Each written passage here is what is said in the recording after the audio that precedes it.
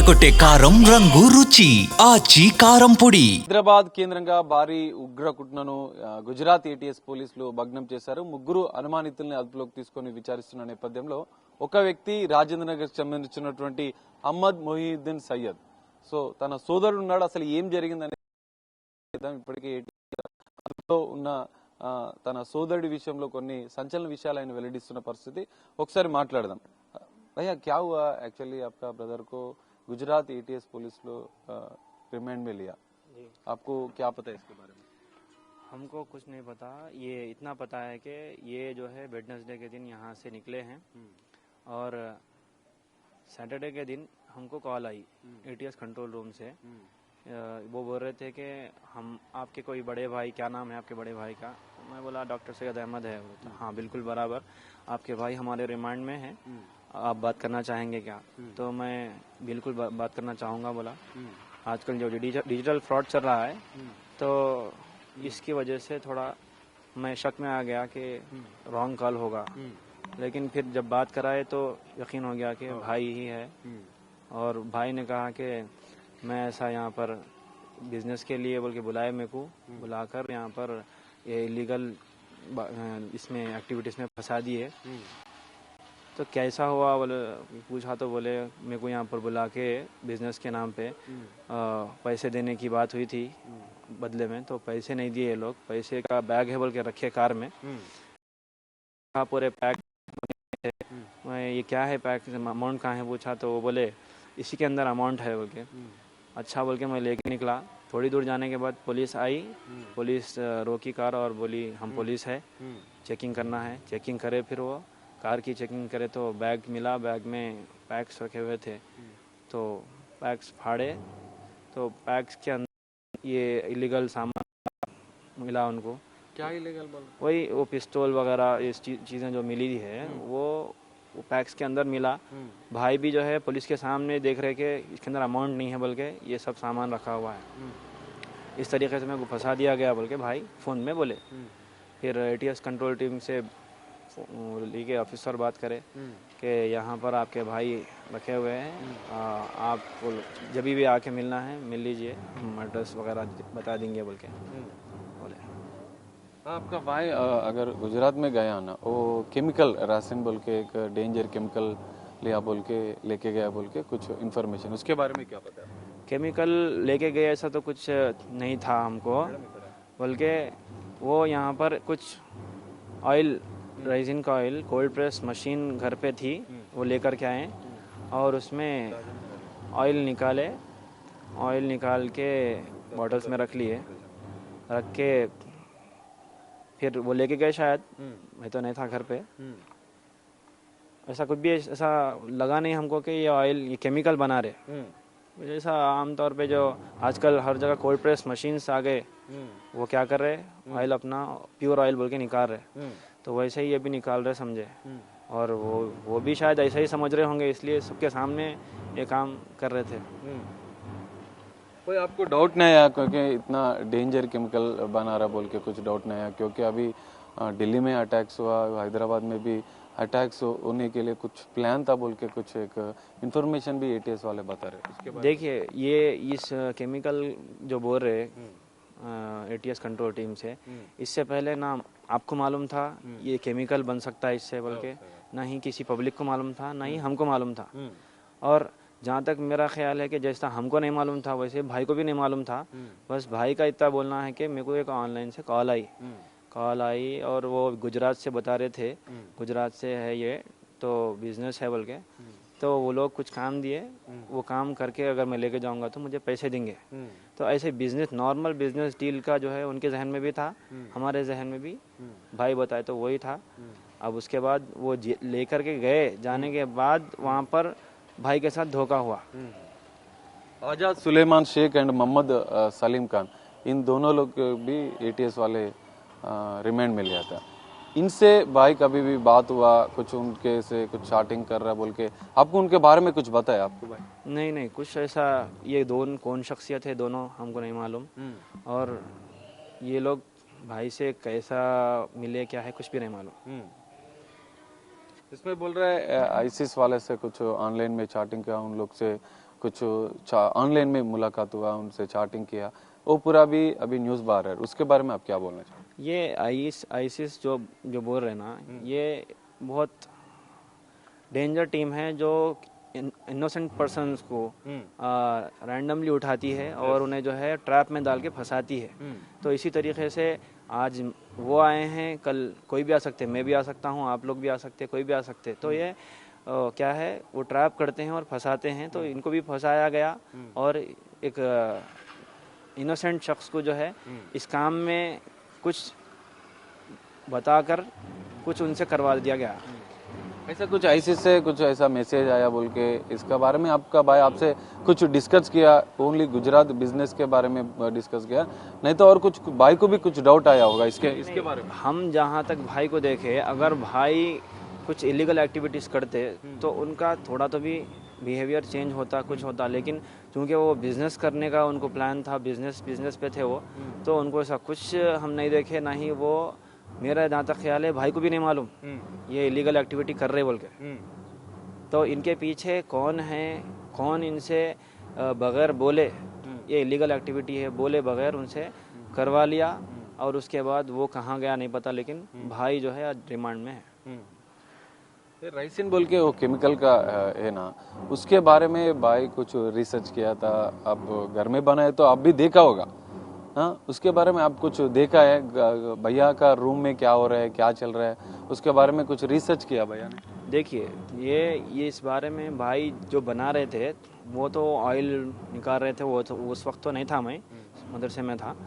मैं बाद में आया तो भाई जो है कुछ दिन बाद वो जो भी फुट्टू रहता उसका राइजिन का, वो ड्रम में डाल के मिला रहे थे। तो हमारे सामने कर रहे थे और ना ही भाई को ऐसा मालूम हो रहा था कि देखे तो इन्होंने कुछ गलत कर रहे, बस इतना अजीब कर रहे ऐसा दिख रहा था बस। इसके अलावा कोई उन्होंने जो है ऐसा कुछ इलीगल एक्टिविटी कर रहे ऐसा नहीं दिख रहा था हमको। भैया का रूम में क्या क्या इक्विपमेंट है इसके बारे में? रूम में कुछ भी इक्विपमेंट मतलब यही है, बस एक वो मशीन थी, दूसरा एक ड्रम में ये सामान केमिकल का डाला हुआ था, और कुछ बॉटल्स रखे हुए थे केमिकल के, एसीटॉन बोल के, बस। ब्लास्टिंग के प्लान बोल के अभी गुजरात एटीएस पुलिस ने बता रहा है, उनका इंडिकेशंस नहीं आया इसलिए रुका बोल के ये पूरा आरोप आ रहा है, उसके बारे में क्या बात? अभी देखिए, जब तक सही आरोपी, सही जो मुजरिम है पकड़ा नहीं जाएगा, तब तक तो जो पकड़ा जाएगा उसी के ऊपर सारा इल्ज़ाम डाला जाएगा। तो फिल वक्त भाई जो है उनके हाथ लगे हैं और भाई के ऊपर सारा जो है डाल रहे हैं इल्ज़ाम। मैं दरख्वास्त ये कर रहा हूँ कि एटीएस टीम से भी, इन्वेस्टिगेशन टीम से और हुकूमत से, आप जो है इनके पीछे जो इनसे ये काम करवाए उनको पकड़े और उनसे जो है ना सारा जो है निकलवाए। और भाई अगर इनोसेंट है, भाई को सिर्फ जो काम दिया गया है भाई वो करे, इसके अलावा भाई को कुछ मालूम नहीं है, ऐसा हमको मालूम। तो भाई अगर इनोसेंट निकले तो भाई को छोड़ दिया जाए और इनको पकड़ के कड़ी से कड़ी सजा दी जाए। आपको कभी भी डाउट नहीं आया क्योंकि अभी घर में ही कर रहे हैं ये पूरा, आपका फैमिली को, आपका भाई आपसे कुछ बोला ओनली गुजराती गया और कुछ दूसरा स्टेट को गया बोल के आपको कुछ? नहीं, देखिए, अगर मैं पहले भी बोला हूँ आपको, अभी भी बोल रहा हूँ कि भाई अगर कुछ बोलते, अगर हमको शक होता तो हम क्या करते उसको, किसी से मशवरा करते, परेशान होते, या किसी बड़ों को बुला के अजय ऐसा कर रहा है बोलते। तो इस तरीके का कोई भाई ना ही कभी शक हुआ उनके ऊपर, ना ही भाई ऐसे काम कभी करे। अभी भी यही बोल रहे हैं कि वो खुद बिजनेस समझ के कर रहे थे उसको, इलीगल एक्टिविटी समझ के करते तो उसका अलग बिहेवियर रहता।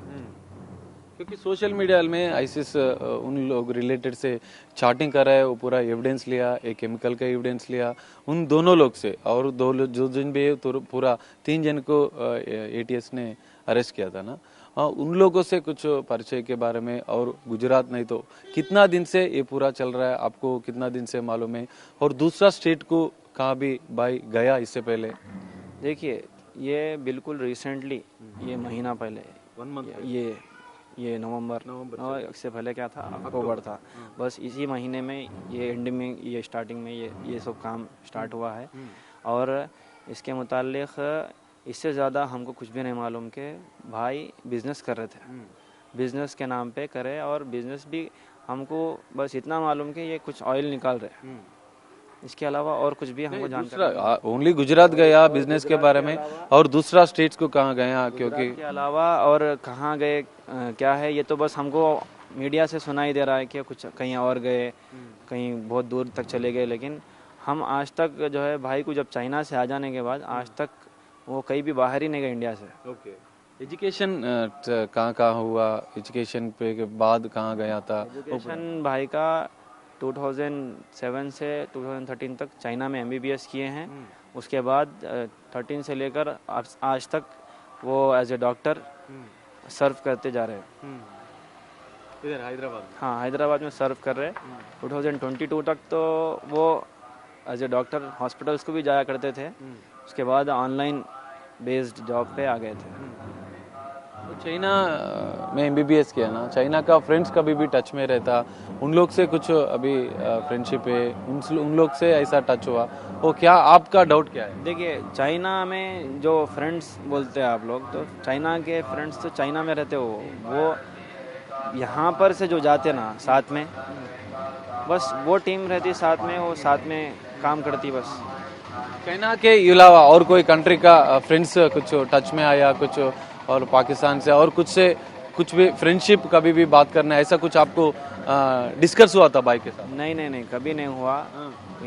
ये चाइना के अलावा नहीं, बल्कि चाइना का भी कोई फ्रेंड उनसे बात करा सो नहीं देखे, बस इंडिया के ही जो भी है उनसे बात करे सो मालूम हमको। अभी दिल्ली में ब्लास्टिंग हुआ, हैदराबाद राजेंद्र नगर से आपका बाइक को गुजरात ATS ने लिया, वो पूरा इशू के बारे में आप क्या बोलना चाह रहे हैं? मैं ये जो ब्लास्ट वगैरह हो रहे हैं इसके मुतालिक यही बोल रहा हूँ कि इस्लाम एक ऐसा मज़हब है जो अमन, सलामती, इंसानी हमदर्दी और भाईचारगी वगैरह का पसंद करने वाला मज़हब है। इसके अंदर किसी को जो है तकलीफ़ देने का किसी को हक़ नहीं है, और ना ही मुल्क इस बात की इजाज़त दे रहा। तो ये ब्लास्टिंग वगैरह का जो ताल्लुक़ है वो आतंकवादियों से होता है, और वो जो है ना किसी को पर्टिकुलर टारगेट बना के नहीं, बस सबके बीच में जाते हैं और धमाका कर देते हैं। भाई जहाँ तक यहाँ रहे, हमसे हमारे साथ रहे, मोहल्ले में रहे, मस्जिद में रहे, तो कभी भी जो है ना उनसे इस किस्म की कोई भी चीज़ समझ में नहीं आई हमको, और ना ही वो इंसान वैसे थे। बस हुकूमत से मुतालबा इतना है कि जो भी इस तरीक़े के नादान और इनोसेंट लोगों को बुलाकर ट्रैप में फंसा दे रहे, और ख़ुद तो भाग जा रहे लेकिन ऐसे लोगों को फंसा दे रहे, तो उनको पकड़ा जाए और उनके ख़िलाफ़ सख्त से सख्त कार्रवाई की जाए, और भाई के ऊपर भी तहक़ीक़ की जाए और ऐसे लोगों पे भी तहक़ीक़ की जाए, और अगर वो इनोसेंट निकले तो उन्हें बाइज़्ज़त बरी भी किया जाए। कहाँ भी ब्लास्टिंग हुआ तो नहीं तो ये टेररिस्ट का कुछ इन्फॉर्मेशन है तो हैदराबाद का लिंक्स निकल रहा है ओवरऑल आपका भाई के अलावा, कभी भी ऐसा हुआ तो ये पूरा आतंकवादी के बारे में, टेररिस्ट के बारे में आप क्या बोलना चाहते हैं? यही बोलना चाह रहा हूँ कि ये टेररिस्ट है, कभी भी किसी भी जगह जो है वो प्लान बना सकते हैं। शायद ये हैदराबाद को वो निशाना बनाए, आज भाई को ट्रैप में डाले, कल आपको भी डाल सकते, उनको भी, किसी और को डाल सकते, मुझे भी डाल सकते। तो सबको जो है इस मामले में सावधान रहना चाहिए, और किसी भी किस्म की इस तरीके से अननोन के उसके ट्रैप में पड़ने से बचना चाहिए। गुजरात ATS वाले आपका घर को कब आया? उन लोग क्या बात करा आपसे? क्या कुछ आपके डिस्कस किया उन लोग?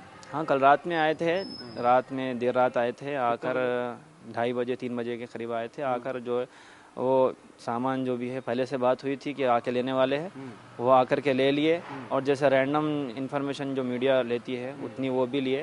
क्या क्या पूछा था आपसे? वही, आप लोग कहाँ रहते हैं, कितने आदमी हैं, और भाई के मुताल्लिक़ भाई कैसे आदमी हैं, ये चीज़ें पूछे, और वो सारी चीज़ें लिख ले कर ले गए, वो चले गए।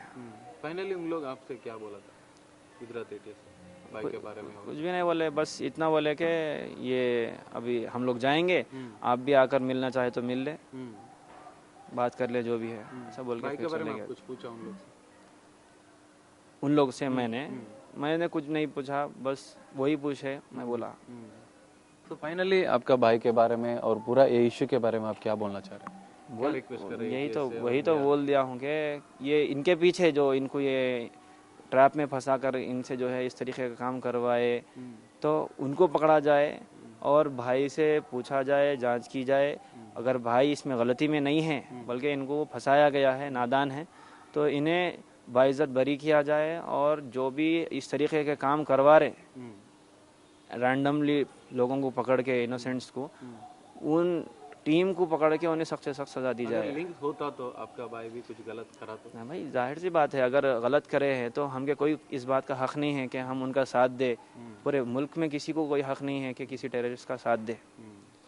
वो गलती नहीं कर रहे, इसीलिए तो हम बोल रहे कि गलती पे नहीं है भाई, इसलिए उनका साथ दिया जाए, हुकूमत उनको साथ दे और उनको तहकीक करे।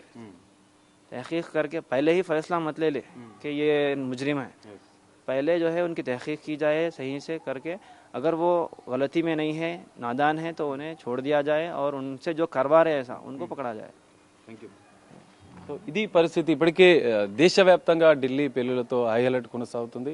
సో గుజరాత్ ఏటీఎస్ పోలీసులు అంతకు ముందు 2 రోజుల ముందే హైదరాబాద్ రాజేంద్రనగర్లో అనుమానితుని సయ్యద్ మహమూద్ని అదుపులోకి తీసుకొని విచారిస్తున్న పరిస్థితి. ఇందులో పూర్తిగా దర్యాప్తును గుజరాత్ ఏటీఎస్ పోలీసులు కూడా, గుజరాత్ ఏటీఎస్ టీం కూడా దర్యాప్తు ముమ్మరం చేశారు. నిన్న అర్ధరాత్రి వాళ్ళ ఇంటికి వచ్చి, రాజేంద్రనగర్లో ఉన్నటువంటి వారి ఇంటికి వచ్చి కొంత పూర్తిస్థాయి సామాగ్రిని స్వాధీనం చేసుకున్నారు. ఆ కెమికల్కి సంబంధించినటువంటి స్వాధీనం చేసుకున్నట్లుగా కూడా వారు చెప్తున్నారు. సో ఈ మొత్తం ఇష్యూలో తన సోదరుడు చెప్తున్న అంశం, ఒకవేళ నా సోదరుడు వాళ్ళతో టచ్లో ఉండి ఇంకేదైనా ఉగ్రవాదకు సంబంధించినటువంటి కార్యకలాపాలు కొనసాగుతుంది, ఖచ్చితంగా శిక్షించాలి, అందుకు మా అభ్యంతరం లేదు. కానీ పూర్తి స్థాయి దర్యాప్తు చేయాలి. అమాయక ముస్లిం యువకులను ఉగ్రవాదులతో లింక్స్ పెట్టి కొంత ఎవరైతే ట్రాప్ చేస్తున్నారో, ఐసిక్స్ కావచ్చు, మిగతా ఉగ్రవాద సంస్థలు ఈ విధంగా ట్రాప్ చేస్తున్నారో వారిని ప్రధానంగా గుర్తించి వారిని శిక్షించాలి. అమాయక ప్రజలను బలి తీయొద్దంటూ కూడా వాళ్ళ సోదరుడు చెప్తున్న పరిస్థితి అయితే కనిపిస్తుంది.